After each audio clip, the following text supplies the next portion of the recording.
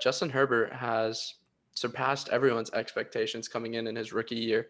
There's the Oregon quarterback curse where none of them pan out in the NFL. But what are your guys' thoughts on Justin Herbert, and if there's any other rookie QB that's standing out? Yeah, well, obviously Justin Herbert's doing his thing right now.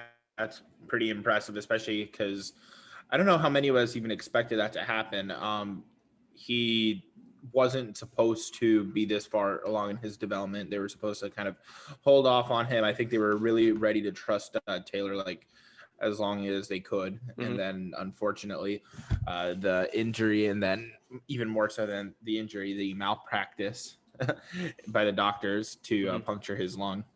But he's doing his thing. He's very impressive, and it's going to be fun to watch how that plays out. Then obviously we have Joe Burrow, who's every bit of special as we thought he was going to be, and maybe a little bit more. He is putting up big numbers. He's making impressive plays. He's getting hit a lot, and I'm just happy that he hasn't gotten hurt, because it seems like every quarterback and player in general is getting season-ending injuries left Yeah. and right. But glad that he's still able to stay on his feet. He's making good throws, and hopefully we see Tua actually ball out, because he's getting the nod to start over Ryan Fitzpatrick next week. And I'm excited to see what happens there. I don't know if he'll be able to do enough in half a season to warrant offensive rookie of the year, but there are three very, very promising rookie quarterbacks right there in that list.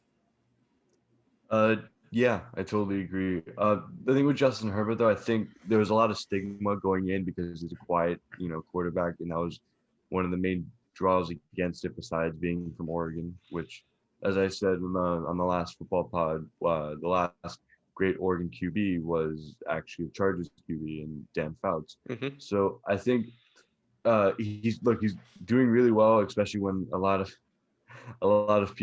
people didn't expect him to even play that far into a season, but Mhm. um, but I think Joe Burrow is probably leading the race right now because Yep. he has somewhat of a more difficult. I mean, look, the Bengals are always going to be a difficult team to play with, to play on. So I think he's probably leading the race right now. And Tua, look, it's a very controversial thing what the Miami Dolphins did. Again, I kind of talked about it with Brandon, how the bye week moving up was a huge factor into it. But if he can put up really good numbers, I don't see why not. But and again, half a season might be the thing against it. But if he can put up if he can put up good enough numbers, I don't see why he can't be offensive rookie of the year. Yeah, so the thing with Tua is I'm comparing it a little to the NBA kind of with Zion Williamson, who although he had all the hype around him coming in, he suffered a knee injury and was out for the majority of the season, but then came back and dominated. So he still finished second in Rookie of the Year voting, which was very surprising to most NBA fans, although not really, but to see somebody who didn't play the majority of the season, I think it was like 35 games or something, and come in and be in the race at least was really impressive. So that's the only reason I see Tua in here. If he comes in and pushes the Dolphins, wills the Dolphins to one of those wild card spots, because I don't think they can win that division. But if he does push them to a wild card spot, I really do feel like Tua could be in the race. But I'm gonna have to disagree with you, Ben. This isn't Joe Burrow's right now. I know both teams are suffering. I know they're not performing the way they want to, but man, Justin Herbert is different. I mean, to know you're coming into the game 11 minutes before kickoff, his first NFL start, and go out and really give the Chiefs a run for their money was something I never thought I would see. This man is so poised in the pocket, and he's a good runner.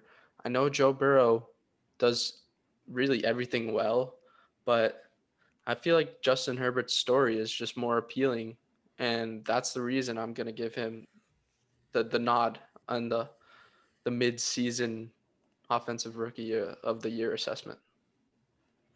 Well, this isn't comeback player of the year. This isn't a story. This isn't a Mhm. story because if you're going to go against oh, who beat the Chiefs? Well, does that mean Derek Carr is the best quarterback in the league? No.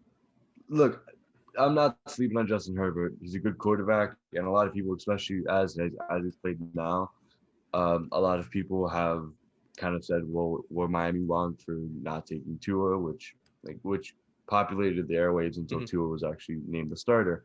I think at the end of the day, you got to look at, and if you want to go storytelling, you got to look at the storybook that the NFL is going to make.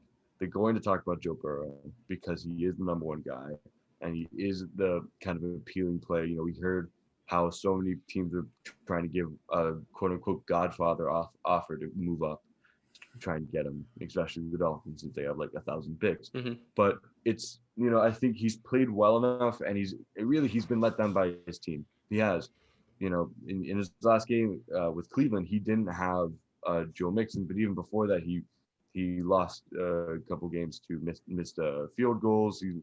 He's really been let down by his team, and if you want to look at that, then you see he's willed his team kind of to victories, Mhm. and just kind of looking at that, I think Joe Burrow probably will win it this. Well, right now, I think he's ahead. Do I think Justin Herbert has time? Yeah, and do I think Tua has time? If he wills Miami, and Jonathan, I get your point. I don't think they can win either, but the Bills are the Bills. We've Mhm. seen the Bills play unbelievably well and then crumble. Yeah, So they struggled last week against the Jets. They basically won off of their Yeah. kicker's leg. yeah, Now, I think you guys are missing one thing, and that's that Herbert's not some, fourth round pick or something. He was number 6 overall pick. Mm-hmm. It's not like this came out of nowhere. He was the third quarterback taken off the board. And, we're talking about all 3 quarterbacks. One of them, Tua, has not yet played a game, and we're really excited to see what he has in his tank. And, I think it's funny, Ben, you were mentioning like the storylines and how up until the moment Tua was named starter, everyone was saying, "Oh, the Dolphins made a mistake. They should have taken Herbert." And now they're saying, "No, Tua shouldn't even be starting because Fitzpatrick is their quarterback now." And it's just really funny how the storylines seem to change how Wynn decides to blow that day. Because at the end of the day, it's just whatever they think is going to get the most attention. It's not necessarily what's the facts. And the facts are both, all 3 of these guys really are special. They're young talents. They got a lot of potential to go forward, and we have to go off of what we've seen. And right now, Joe Burrow is clearly like out of the 3, the top dog.